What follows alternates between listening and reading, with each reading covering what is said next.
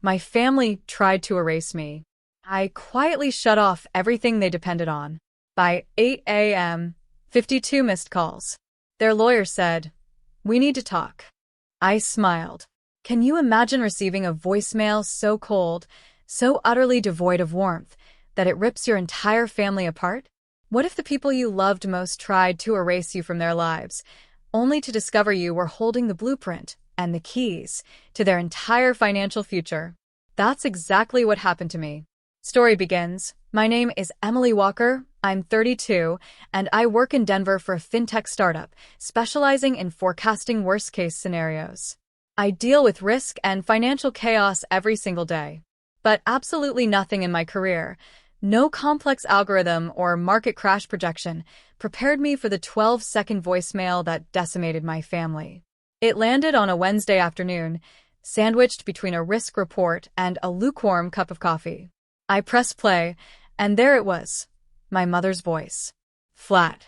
Businesslike. Like she was canceling a subscription, not her own daughter. "You are out. Do not come back. We are going on without you." No explanation. No emotion. Just a chilling, final verdict. For a long moment, I just stared at my phone, my heartbeat hammering in my ears. The world seemed to shrink. Then, the part of my brain that spends all day locking up other people's money quietly, ruthlessly, clicked into gear. This wasn't personal anymore. This was business. I didn't call back. I didn't argue. I just typed a single, basic text. Okay. Then I moved. Fast. First, I logged into the Family LLC. The one I had painstakingly created from the ground up, the one that housed all our rental properties, including the new triplex we were this close to buying.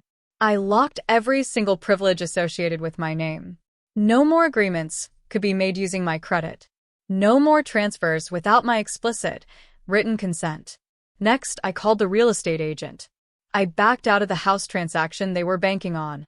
Deal dead. Finally, I froze the retirement account structure I'd built for them, guaranteeing that nothing could be modified or emptied without my knowledge. By the time my coffee was cold, so was whatever easy path they thought they had through me. I figured that was the end of it. I was wrong. The next morning, my phone was buzzing so violently it vibrated right off my nightstand. For a split second, I thought it was my alarm. But then I saw the screen. 52 missed calls. Mom. Dad. Unknown numbers. One from a law firm I immediately recognized. The most recent was a voicemail from their lawyer. I plugged in my earbuds, started the coffee machine, and pressed play. "This is Benjamin Davis, attorney for James and Catherine Harris. Emily, we need to chat. This is serious. Please call back as soon as possible." His voice was tight, the kind of tense lawyers get when they realize their clients have conveniently left out crucial details. I ended the message and just stared at the wall for a long time, listening to the coffee drip. My phone kept lighting up with new texts. From Mom. "Emily, this is just a misunderstanding. Call me.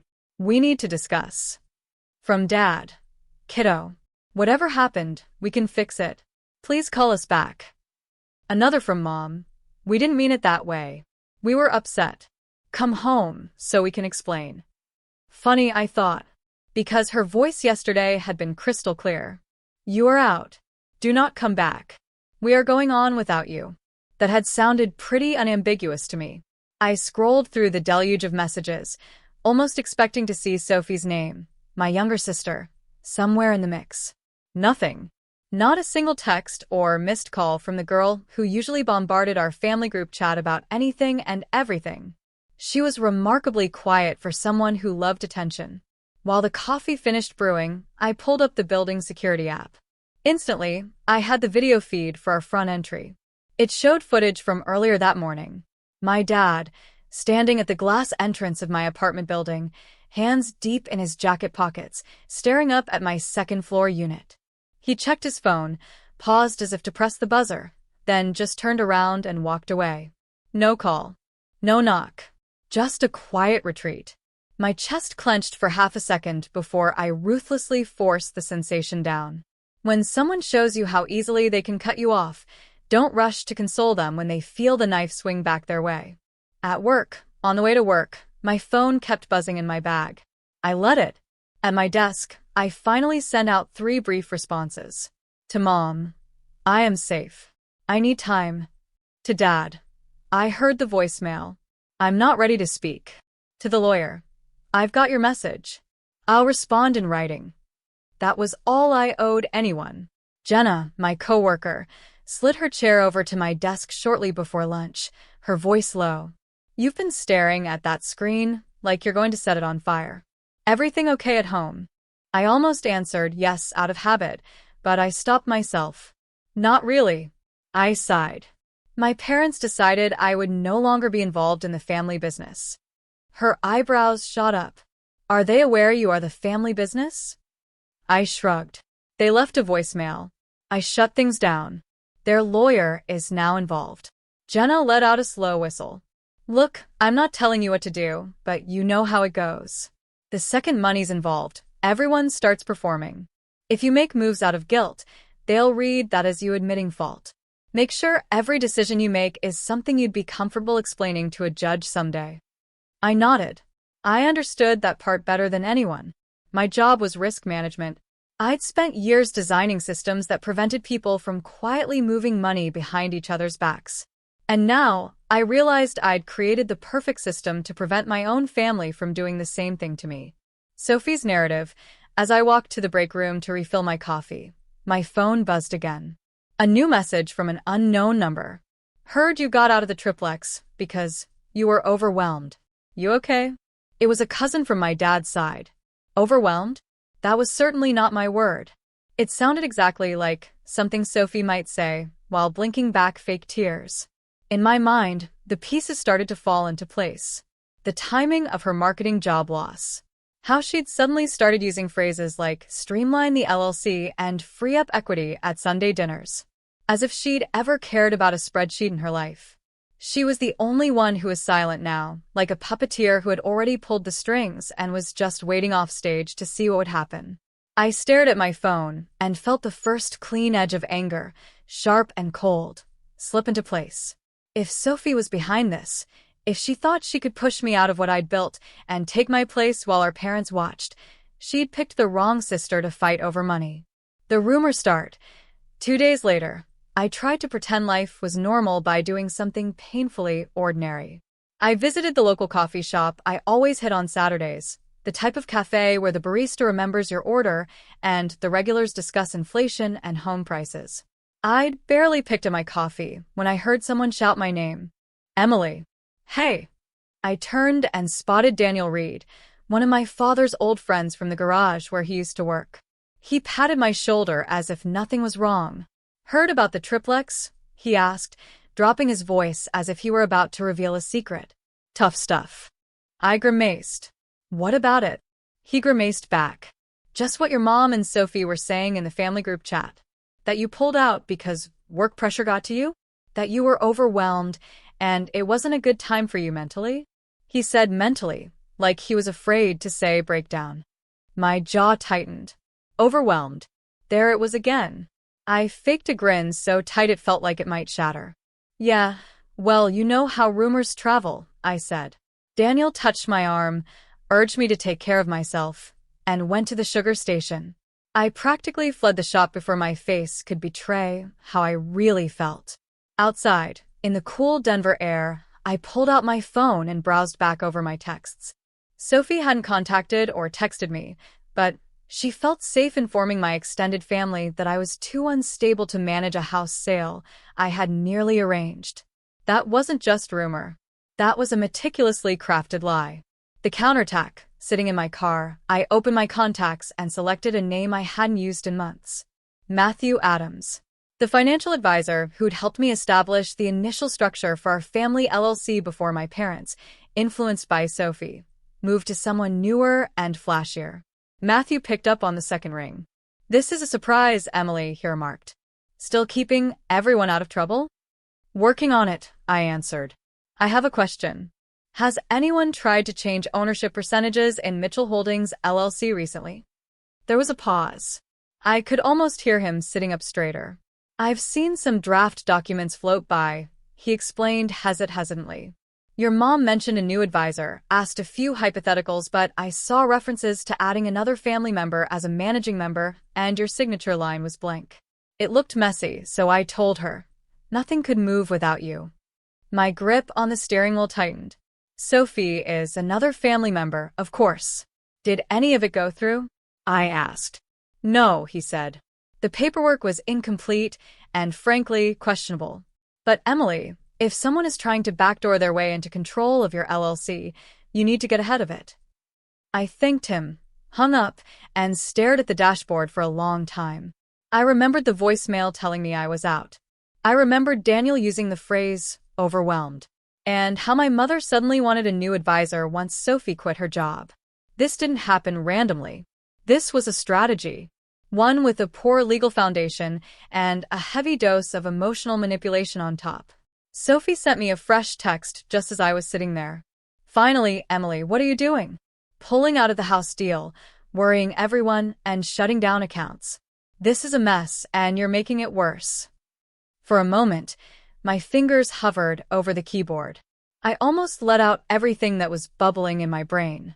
Instead, I deleted the draft and opened my inbox. First, I notified the real estate agent. Per our chat, please consider this written confirmation that I have withdrawn from the Mitchell Triplex acquisition as a borrower and principal qualification. Any additional representations that I am involved in this transaction are false and illegal. I requested an official cancellation notice be delivered to my parents, copying their lawyer. Then I started a new message. This time, addressed to Sophie, but worded with the same cold, precise language I'd use for any other risk escalation at work. Sophie, this email serves as formal notice that any effort to change ownership, signature authority, or financial structure of Mitchell Holdings LLC, any affiliated properties or retirement funds without my written authorization is illegal and may constitute fraud. Do not sign my name. Do not assume my approval. Any such action shall be documented and reported to legal counsel. No screaming. No name-calling. Just facts and consequences. I sent it, then placed my phone face down in the passenger seat. By the time I arrived home, my call record had 7 more tries from Mom, 3 from Dad, and none from Sophie. Building the case, at my apartment, I opened my laptop and created a new folder. Family Risk File. I sent screenshots of Sophie's messages, the lawyer's voicemail, Matthew's notes, and the email I had just written. Every gesture, every lie, every attempt to portray me as unstable was going in there. Because if Sophie was busy creating a tale in which I was the problem, the weak link to be torn out so she could slide in, I was going to create a better one. A truth supported by timestamps and documentation. And I couldn't help but wonder, as I watched the files build up on my laptop, how many families end up like this because one person values the truth less than the victim character they've been playing their whole lives. The net tightens. 4 days later, an unknown number appeared on my screen in the middle of a spreadsheet. I almost let it go to voicemail until I noticed the firm's name. This is Emily. Hi, Emily. This is Jason Lowe, your parents' new financial advisor. He told me, I just need to go over some discrepancies in the Mitchell retirement structure. That word, discrepancies, made me sit up straight. He explained he'd been investigating the LLC and retirement accounts and had discovered draft paperwork adding Sophie as a co-trustee or managing member, with my name included as an approver, but no real signature for me. To be clear, Jason, I have not approved anything, I told him. I haven't signed a thing since the day I set it up. Jason sighed. I assumed your family is operating under the assumption you walked away and that these adjustments are what you desire. The term overwhelmed came up, and I wanted your confirmation for compliance. Treat every request as unapproved until you see my live signature, I advised him. If someone claims otherwise, ask for written proof. You won't get any. My cousin Megan called after we'd hung up. Are you okay? She exclaimed. Because the way Sophie has been talking, it sounds like you are falling apart. What is Sophie saying? I asked, my voice dangerously calm. That you pulled out of the triplex because of anxiety. That you hoard control of the LLC. That you threatened to cut Mom and Dad off financially. Megan added. Now she's posting about abuse of power in families. None of that is true, I said. Megan dropped her voice. I didn't think so. It doesn't sound like the Emily who paid for their roof. I just wanted you to know what was being said. Thanks, I said. Screenshot it if you feel like it. Otherwise, don't feed her audience. We hung up.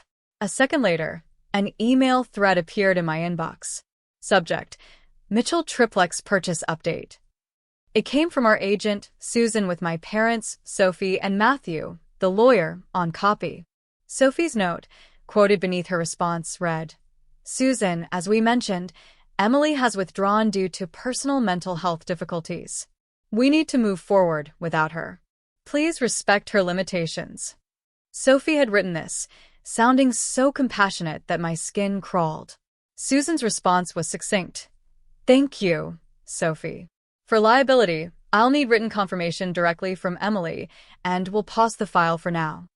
I began typing before the rage could subside. Hi, Susan, I wrote. Attached are my written withdrawal from 2 days ago and the pre-approval documents. I am not leaving due to mental health issues. I am withdrawing because I no longer want my name, credit, or income utilized in the present family situation. Any other depiction of my choice is incorrect. Thank you for pausing the file, Emily. I copied Benjamin and Matthew and included every piece of documentation demonstrating I had been the driver from the beginning. Susan's response shot back swiftly to the little group. Understood. I will ignore Sophie's previous reply and solely follow your directions. Matthew sent a modest email. Received. We should discuss future actions. Mom's note and Sophie's post. That night, I found an envelope with my mother's handwriting affixed to my apartment door. Inside, on lined paper, she had written, We love you. We were emotional. Please call us so we can fix this before it goes too far. Love, Mom. My chest wrenched for a moment. I imagined her at the kitchen table, preparing the tale as Sophie paced and wept. My phone vibrated again. Megan had emailed a snapshot of Sophie's latest post. Sometimes the most dangerous member in a family is the one who has complete control over the money and punishes you for disobeying. It continued, Healing means walking away from people who weaponize their power, even if they share your last name. The responses beneath were filled with hearts, and you go, girl. I placed my mother's note next to my laptop and opened the folder called Family Risk File. Emails, voicemails, advisor notes, screenshots, all neatly organized in rows. Up until now, I'd just been closing doors. But as the data piled up, I knew that protection wasn't enough. If Sophie wanted to create a narrative in which I was the villain, I was going to respond with something she couldn't spin. A plain, documented story that left her standing alone in the light. The confrontation. The next morning, at work, my phone vibrated with a fresh text from my mother. No argument. Just 10 minutes. Please. I gazed at it. 10 minutes wouldn't cure a message telling me not to come back, but it sounded more like her than anything she'd sent in weeks. Call me, I wrote. She responded quickly, and I heard the faint speaker echo. Your dad is also here, she continued. Hey, kiddo, James added. You wanted 10 minutes, I said. Mom exhaled. We messed up, Emily. Saying you're out. Don't come back. That was extreme. We shouldn't have said it like that. You didn't, I told her, my voice flat. You said exactly that. She paused, then tried again. Your sister told us things. She said that you were planning to cut us out of the LLC, talking to lawyers about removing us from retirement accounts, saying you were tired of carrying us and wanted full control. She said you told her after dinner in the car. None of that ever occurred, I responded. Did you hear those words from me directly? Well, no, Mom admitted. Sophie said you talked in the car on the way home. I took my own car that night, I said. I left alone. There was no car ride. Dad cursed softly. Why would she make that up? Mom muttered, but it seemed like she already knew the answer. Maybe because she wanted what I have, I said. If I am unstable and power-hungry, sliding herself into documents looks like protecting you, not using you. Dad exhaled. This is past family drama now. Matthew called. Jason called you. Susan paused the house. I know, I said. That's why I'm done with whispers. We're going to sit down, all four of us, in the same room. No speakerphone. No vague posts. I'll bring documents. You bring everything Sophie told you. Then we see what survives. Do we have to involve lawyers? Mom inquired, sounding small. They're already involved, I explained. The question is whether they see Sophie's story first, or the evidence. When? Dad inquired. Tomorrow. 6 o'clock, at the house, I said. If Sophie won't come, that's an answer, too. The showdown the next evening, I entered my folks' living room with a hefty folder under my arm. Same beige couch. Same framed school photographs. Entirely different atmosphere. My parents sat together on the sofa, looking uncomfortable. Sophie sat in an armchair, clutching a tissue as a prop. She wouldn't look at me. Thanks for coming, Dad remarked, his voice strained. I placed the folder and my phone on the coffee table. Just so we're clear, I stated, my voice cutting through the tension. Nothing about this is off the record.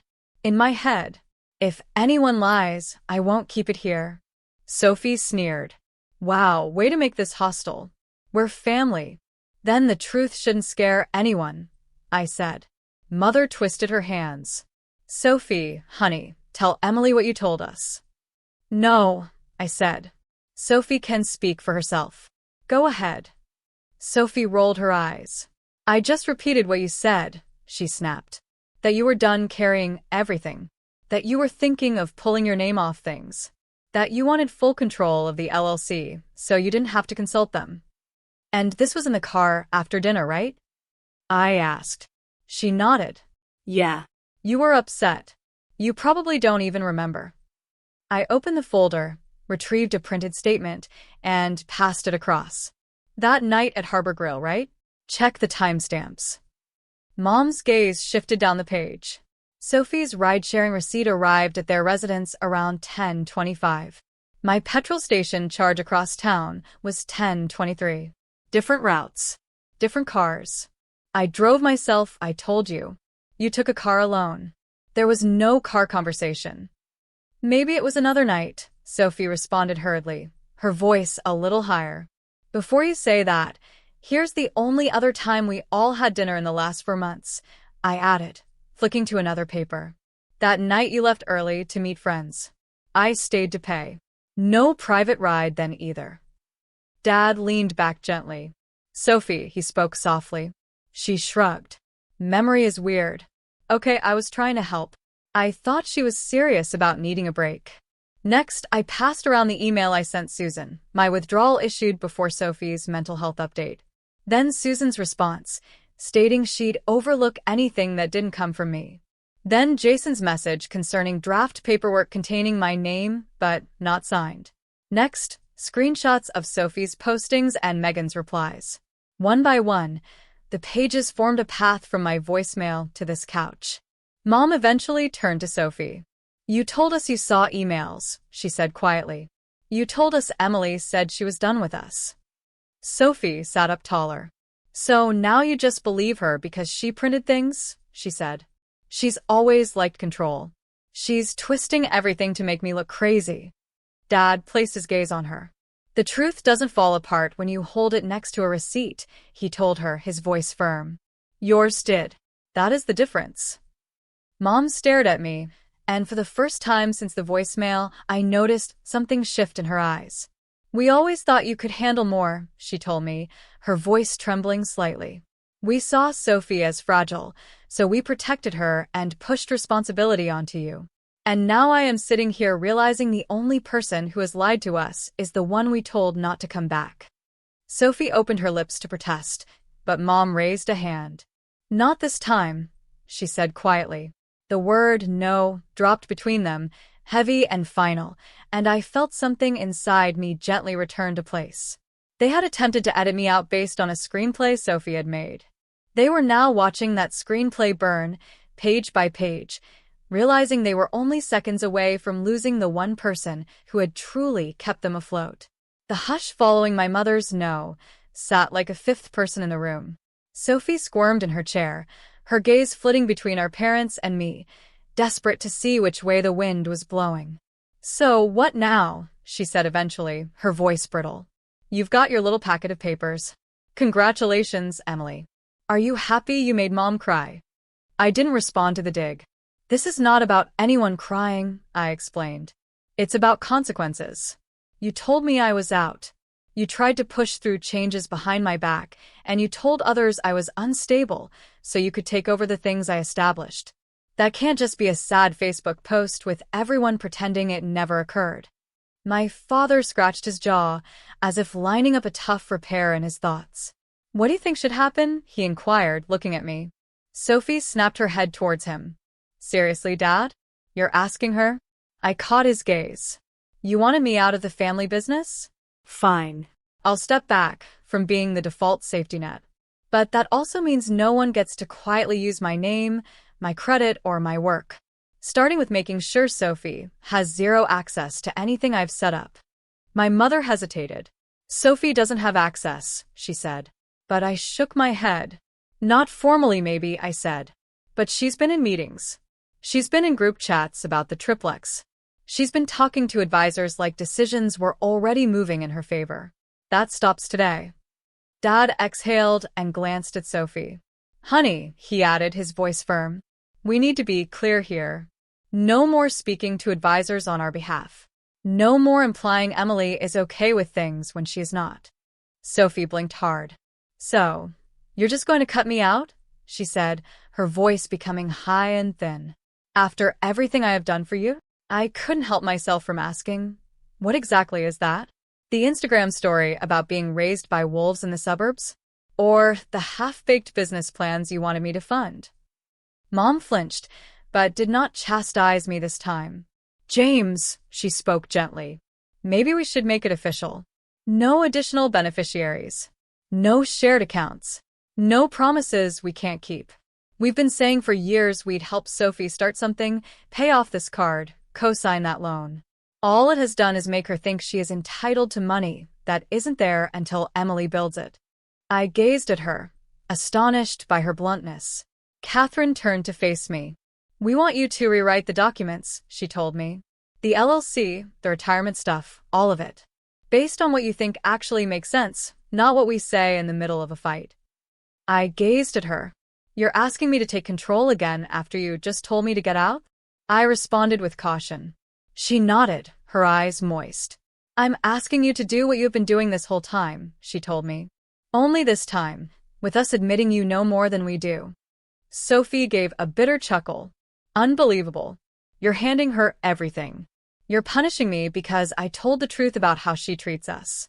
Dad gazed at her attentively. "The truth would have held up against a gas receipt," he told her. "Yours didn't. That is the difference." Sophie became visibly shaken for the first time since she stepped in. Her gaze shifted to me, looking for an older version of me who would give a lifeline. I did not. James drew a breath, adopting the strong tone he used to maintain at the business. "Here's what we're going to do. Emily, you and Benjamin and Matthew figure out whatever it takes to make the LLC and the retirement accounts bulletproof. You and I remain the only managing members. Your mom is a beneficiary. Sophie is not in any position of control anywhere. If we help her, it will be from our own pockets, not by opening back doors into what you built." Sophie sat forward. "You can't just erase me like that," she said. "I'm your daughter, too." My mother winced. "We are not erasing you," she explained. "We're stopping pretending money we don't have is going to fall from the sky because we put your name on something Emily made. If we ever help you, it will be because you have a real plan and we can actually afford it, not because we feel guilty." Sophie changed tactics so quickly it made my head spin. "Fine," she responded, tearing up. "Then let me prove it, Emily. Give me a small role in the LLC. Let me do social media or something. Let me show you I can contribute instead of just taking." It was almost astonishing how she transitioned from fury to appealing to the perspective that made her appear most reasonable. A year ago, I may have fallen for it. Now, I'd seen another variant of the same pattern. I rose and grabbed my folder. "No," I said, with a calm smile. "If you want to prove you can build something, You don't do it by wiring yourself into what someone else has already built. You do it by starting with nothing like I did. My mother stared between us. Emily, isn't that a little harsh? She inquired quietly. I shook my head. Harsh was being told I was out and should not come back. I informed them. Harsh was having my stability used as a prop to get sympathy online. This is just boundaries, Mom. There's a difference. Sophie scowled at me and snarled. You are going to regret this. You think you can cut me off and walk away clean? I grabbed my phone and placed it inside my backpack. No, I said. I think I can protect what I have earned and stop you from turning my work into your safety net. Whatever happens to you after that is not on me. On my way out, my father led me to the door. I am sorry, he murmured gently, for the voicemail, for not asking you first, for letting it get this far. I believed what was easiest to hear. I nodded, feeling a complex combination of relief and melancholy pour over me. I know, I replied. But believing the easy story does not mean the consequences are easy, too. Resolution and reflection. Over the next week, the adjustments were tangible. Jason handed along amended versions, with Simply Mine and James' names in the control positions.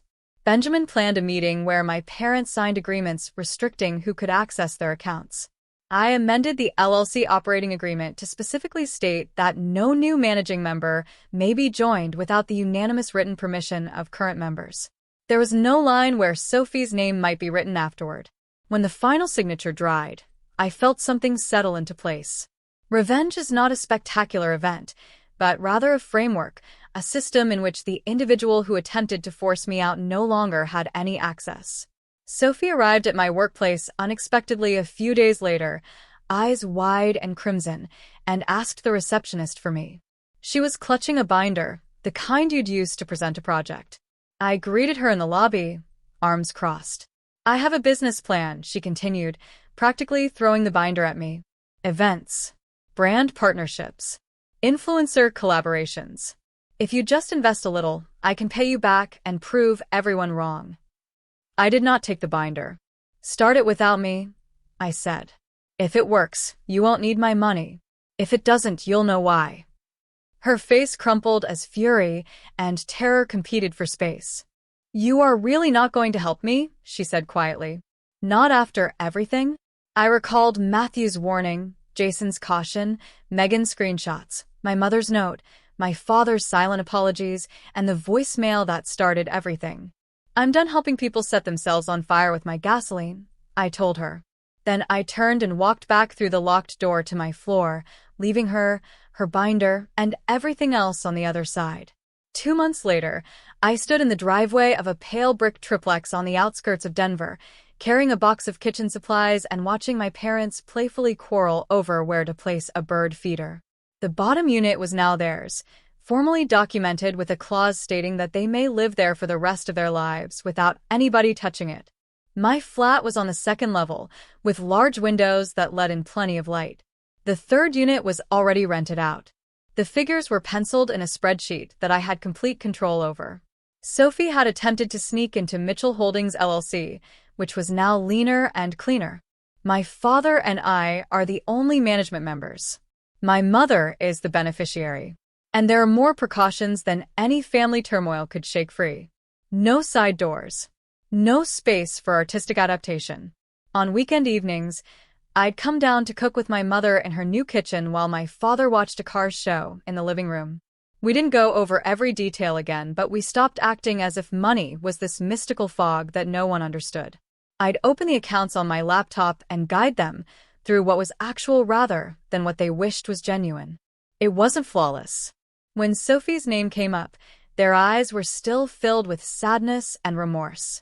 But suddenly, when she texted to beg for assistance with another credit card, my mother would show me the message, then set her phone face down and remark, "We can't fix this for her. Not this way." According to cousins, Sophie ended up in a modest apartment across town, hopping between gigs. Her grandiose event plans never fully took off. People began to realize that her stories always had a villain and a spotlight. For once, I wasn't in either position. I didn't sue her. I didn't attempt to damage her online. I did something quieter, and, to me, much more definitive.